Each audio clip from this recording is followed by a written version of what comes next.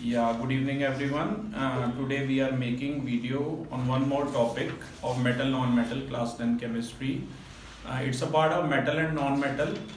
Metallurgy is not there in the syllabus this time, and we are making videos on corrosion and steps on prevention of rusting or corrosion, you can say, and alloys which are homogeneous mixture of metals or non-metals. ठीक है. First of all, corrosion, eating up of metals layer, eating up of metals layer when attacked by air and moisture. This is called corrosion. Already we have done it in chapter number 1 as well. Metal layer जो होती है वो eaten up हो जाती है by the effect of air and moisture. इस फंडे को, इस फिनोमिना को कोरोजन कहते हैं. और आयरन के कोरोजन को रस्टिंग कहते हैं. ये जो रस्टिंग वर्ड है ये हम यूज करेंगे सिर्फ आयरन के केस में, और बाकी जितने भी केसेस हैं उन केसेस में हम यूज करेंगे वर्ड कोरोजन. ठीक है. जैसे मरकरी कोरोड होगा, मरकरी रस्ट नहीं होगा, या एल्यूमिनियम है वो कोरोड होगा, वो रस्ट नहीं होगा. राइट. ठीक है. इसके अलावा कुछ और फैक्ट्स आपको ध्यान में रखने हैं, जैसे एनोडाइजिंग. बाकी हर एलिमेंट के केस में कोरोजन जो होता है वो हार्मफुल होता है, सिर्फ एल्यूमिनियम के केस में हेल्पफुल होता है. एनोडाइजिंग एक प्रोसेस है जिसमें एल्यूमिनियम के ऊपर एक प्रिवेंटिव लेयर आ जाती है एल्यूमिनियम ऑक्साइड की, जो इसको फर्दर कोरोड होने से बचाती है. याद रखना है बात. ठीक है. एनोडाइजिंग. अब एक एक्टिविटी है जिससे मैं आपको बताना चाहूंगा. ये एक्टिविटी मैंने क्लास में भी काफी बार कराई है, ये आप घर पर भी कर सकते हैं, क्योंकि इसमें कुछ ज़्यादा कुछ सामान नहीं चाहिए. आपको बस 3 टेस्ट ट्यूब चाहिए, टेस्ट ट्यूब स्टैंड चाहिए, आयरन की नेल्स चाहिए. ठीक है. पहली जो टेस्ट ट्यूब है उसमें सिर्फ आयरन की नेल्स आप बड़ी वाली डिप करके रख देना. दूसरी वाली टेस्ट ट्यूब को आधा पानी से भर देना कि आयरन की नेल्स जो हैं वो हाफ वाटर में डिप हो और हाफ एयर में हो.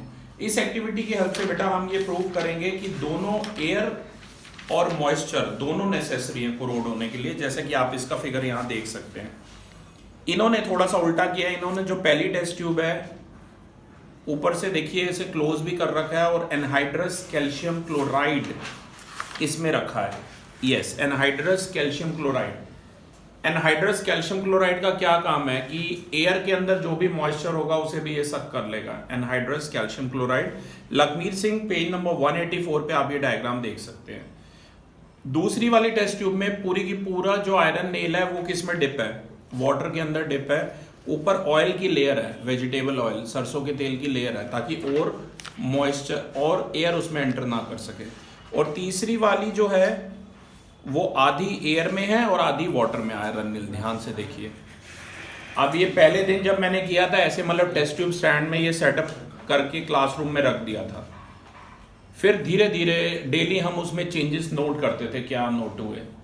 एक हफ्ते बाद जब हमने ऑब्जर्व किया था बेटा, तो जो थर्ड वाला केस है जिसमें हाफ एयर में है और हाफ वाटर में है, ये वाली आयरन नेल पूरी गायब हो गई थी.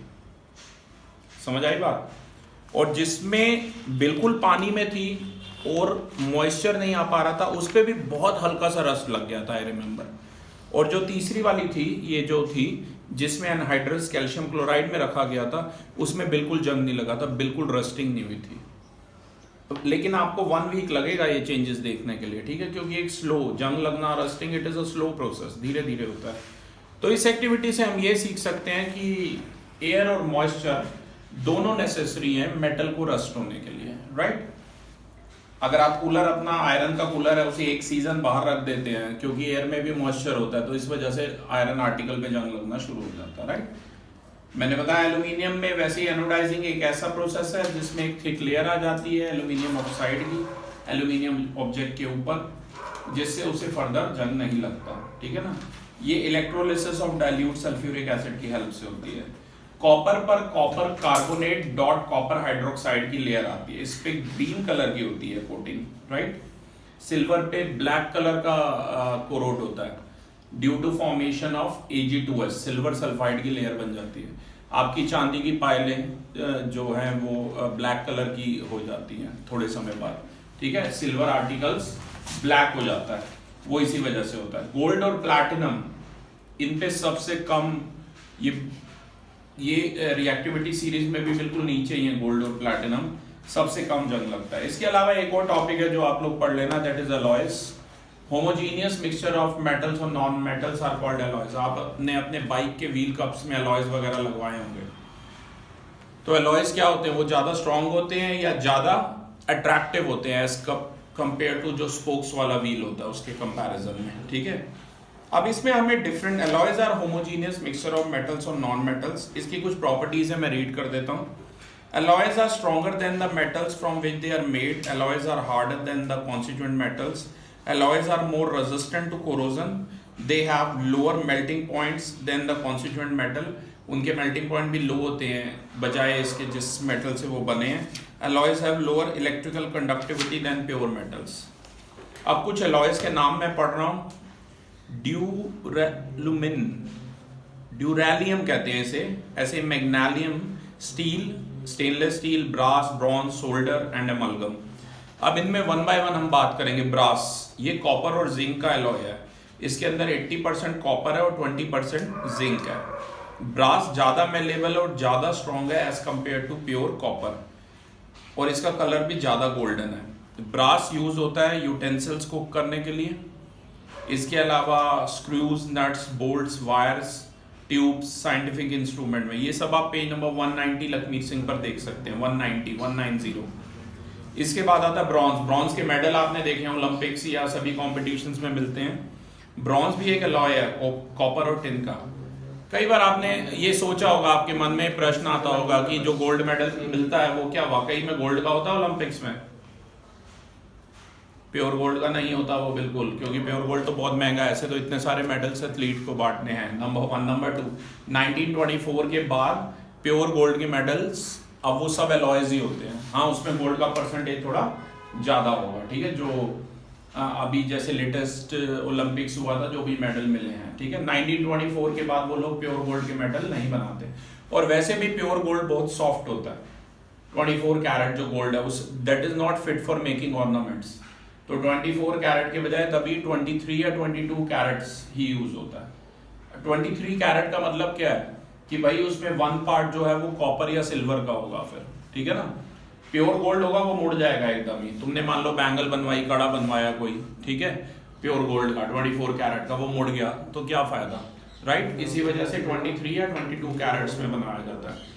दुबई वगैरह में 18 कैरेट भी मिलता है, ठीक है। और जितना कैरेट कम होगा उतना वो गोल्ड प्योर नहीं होगा, ठीक है। जैसे गोल्ड आज की डेट में 50,000 रुपीज पर 10 ग्राम है, मतलब 5,000 रुपीज 1 ग्राम का गोल्ड, ठीक है। Bronze, it's an alloy of copper and tin.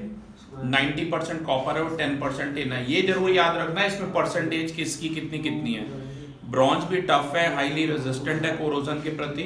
और statues, coin, medal, cooking utensils और शिप्स प्रोपेलर्स, शिप के प्रोपेलर जो अपना पानी में चलने वाले जहाज हैं, उन शिप के प्रोपेलर्स बनाने में काम आता है। जो इलेक्ट्रिकल कंडक्टिविटी होती है अलॉय की वो प्योर मेटल से कम होती है।